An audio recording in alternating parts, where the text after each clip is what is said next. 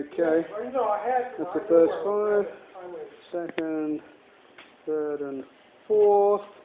This is running pretty good. Where's my piece of paper? Piece of paper. No, that's paper. Thank you.